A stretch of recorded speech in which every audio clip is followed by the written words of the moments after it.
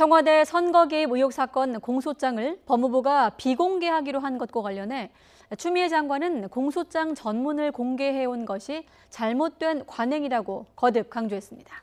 하지만 법조계 안팎에서는 부적절한 결정이라는 비판과 함께 국회 공소장 제출 요청을 거부한 건 위법 소지가 있다는 의견도 잇따르고 있습니다. 박석영 기자의 보도입니다.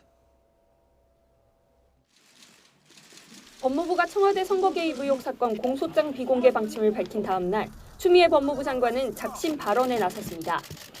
국회를 통한 공소장 공개는 잘못된 관행이라며 공소 사실이 언론을 통해 왜곡돼선 안 된다고 힘주어 말했습니다. 일부 언론을 통해 공소장 내용이 보도된 데 대해서는 유출 경위를 파악하겠다면서 경고의 메시지도 던졌습니다.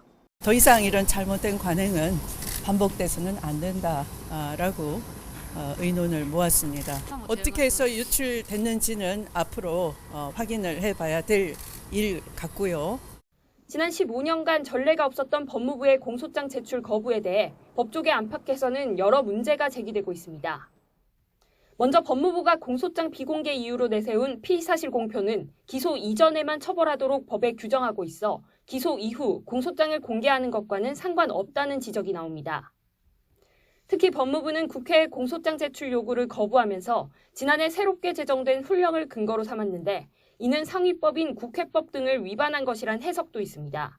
공개를 하지 않는 것을 훈령으로 하는 거거든요. 네. 근데 국회법이랄지 국회의 증언감지에 관한 법률에 의하면 이 자료를 국회에 주도록 되어 있거든요. 그러면 상위법이 있는데 훈령에 의해서 그 법을 위반한 게 되는 거예요. 진보 성향 시민단체인 참여연대도 법무부가 개인 명예나 사생활 보호라는 이유로 공소장을 비공개하는 건 이해하기 어렵다며 국민의 알 권리보다 중요하지 않다고 비판했습니다. 법무부가 공개를 거부한 송철호 울산시장 등 13명의 공소장에는 지난 2018년 울산시장 선거 과정에 청와대가 광범위하게 개입했다는 검찰 수사 내용이 구체적으로 담긴 것으로 전해졌습니다. 다가오는 4월 총선까지 공소장에 담긴 내용을 숨기기 위해 법무부가 이례적으로 비공개를 결정한 것 아니냐는 해석이 나오는 이유입니다. 야당은 검찰에 직접 정보 공개 청구를 하는 등 공소장을 공개하라고 거듭 압박하고 있습니다. 총선을 앞둔 민감한 시기 법무부가 청와대와 여권 예비 후보들이 연루된 사건의 공소장 공개를 거부하면서 선거 개입 의혹 파장은 오히려 더 커질 것으로 보입니다. YTN 박석영입니다.